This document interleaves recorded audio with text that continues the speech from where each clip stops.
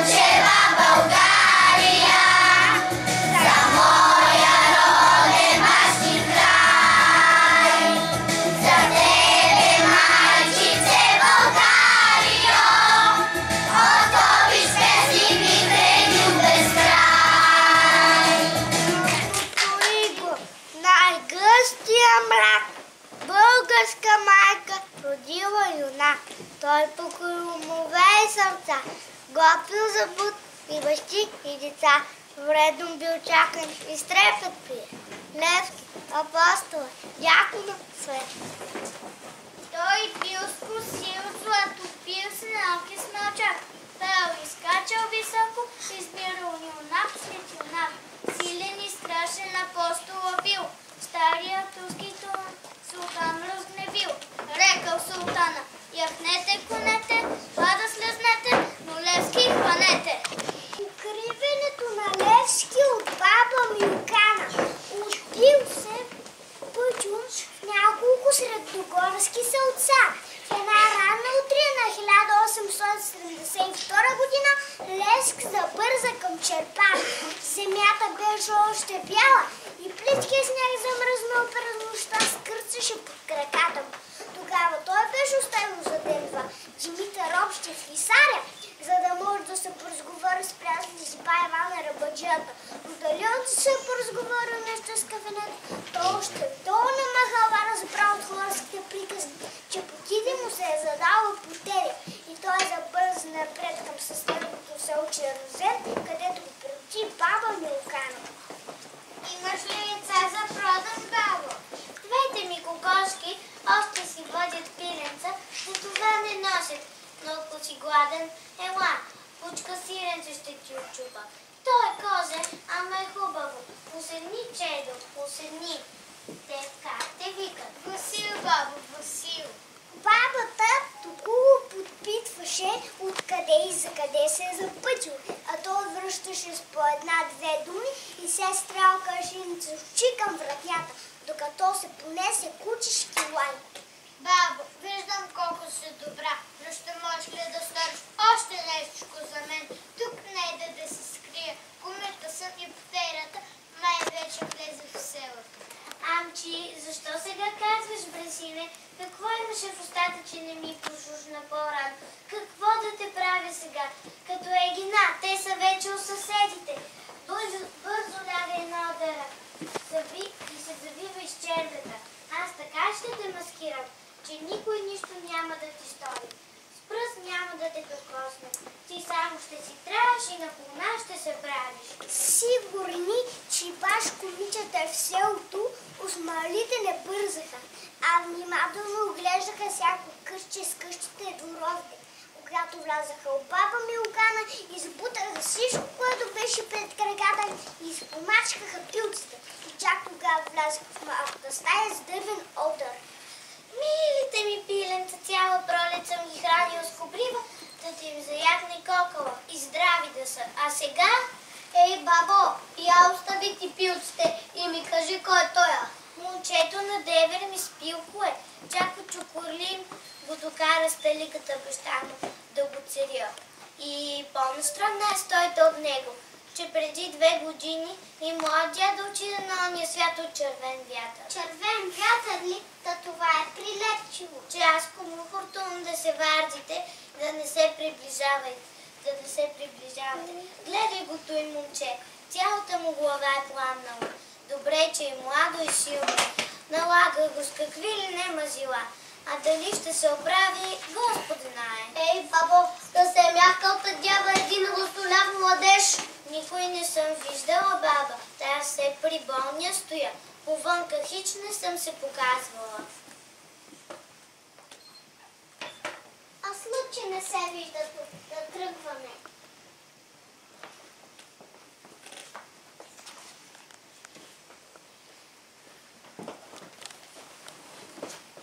Жива да се, бабо, че ми помогна. У мен е нашия народ. Жалко е, че сам толкова години тегля ред на робията. Време е пак да тръгвам, че път ме чака. Хайде. С Богом, че довърди се.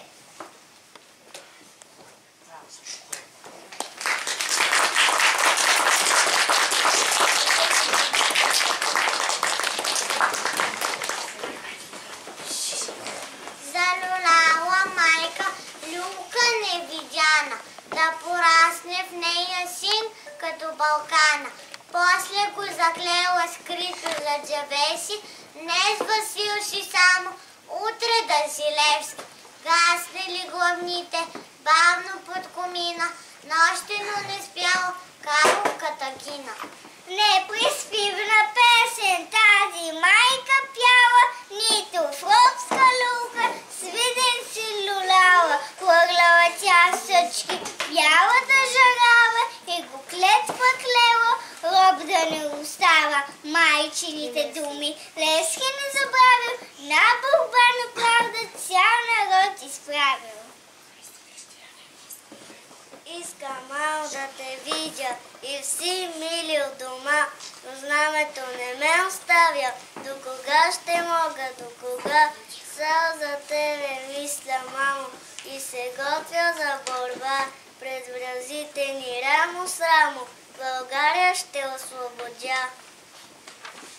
Среща с майка ми, за кой ли път сопло загъмжа като коша, заптиетата бяха по печите му. Когато Левски се намери пред портата на Ментоха, почука нервно, Христина му отвори, хвана го за ръката и направо го задърпа навътре. Бързо, още малко и ще са при нас. Лело, утре ще префърлям Балкана и не знам дали някога ще мога да мина насам. Зато и много ми се иска да видя майка си, дори и да е за последно. Бях в Карлово, но да не успях да излагам нея и мене на опасност. След като и този път черният облак ме подмина, затова е по-добре тук. Страшно е все пак, Василе, и за двама ви, но ще опитам. Ето ти храна, може да поспиш. Василе, сине, аз дойдох, но не за това, за което си ме викал, да се прощаваш с мен. Нима и теб те взе отчаянието. Мамо, съм само твой син. България е втората ми майка. Нали за нея толкова пъти ще извървя, а отчаяние в мен няма да им. Дори и да видя пташил над главата си, тревожа се само за нея, дето в Ловеч са объркали някои работи. Не отивай там, сине, по-добре скрий се неде в Балкана или по власт примени при Каравелова. И да се сърбам там кафето ли? Ми тая народ, дето съм вдигнал на крак да ме чака. Не, мамо, това е само за утешение го покана. Добре знаеш, че такова също не ще сторя, защото съм се заклял пред нашето отечество България да изпълнявам точно длъжността. Народната работа нация, който милее да видя отечеството свободно и да изпитук в българско. Ти стори много, сине, за целия измъчен народ и толкова е тежък твоя път, но той няма да те изведе, да с годеница да ми дойде. Пъстри дрехи, които съм такава да ви облека, черна рокля вече съм строила за себе си, а на тебе бяла риза нощ. Та нали вече ден не минава да не те търпи, да ме хлопат на порта. Вече цяло е страхом, щом видя, че се навъртат десета по улици или пък ме питат къде се криеш. Викна ме онзи ден Тосун, де и ми се соба. Къде казва синът ти Васил? Ме аз не му останах длъжен. Река, ти ми кажи къде, нали вие го прокурите от къщата ми. За годиница ме приказваш, майко, но тежка ще е моята съдба, защото за свободата искам да се женя. Но не е бял плотно, що си сега още върви. И ако аз не я достигна, ако аз не я докосна, пригърния ти вместо мен. Целият български народ да я пригърне. Радвайте се на хубавото й лице. Ех, сине, с Бог го моля, делото за чиста свята република ми живее.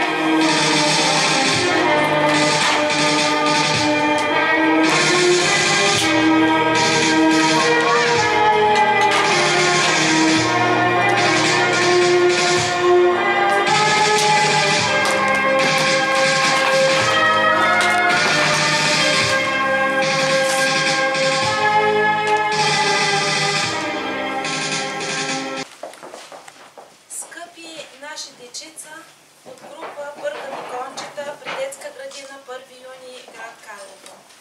Изключително съм развълнувана. Изключително се гордея с това, което вие показахте пред нас, вашите учители, пред вашите родители и пред обществеността на град Карлово. В навечерието сме на 145 годишнината от гибелта на най-великият българин. Няма българин, който при изричането на думата Левски да не потрепне нещо в сърцето му. Така, тази вечер вие доказахте пред нас, че сте едни истински българчета. Много се гордея от това, че когато гледах във вашите очички, виждах пламъчета. Пламъчета, които трептят от гордост за това, че вие сте родени и че израствате в града на Великият апостол. Искам да изкажа своята изключителна благодарност и на педагозите, които подготвиха този спектакъл. Сърдечно ви благодаря за професионализма, за всичко. Това са госпожа Караманска, госпожа Варчева, госпожа Татяна Димитрова, нашия хореограф Галя Проданова и не на последно място Леля Ани, която точно също е с групичката ви.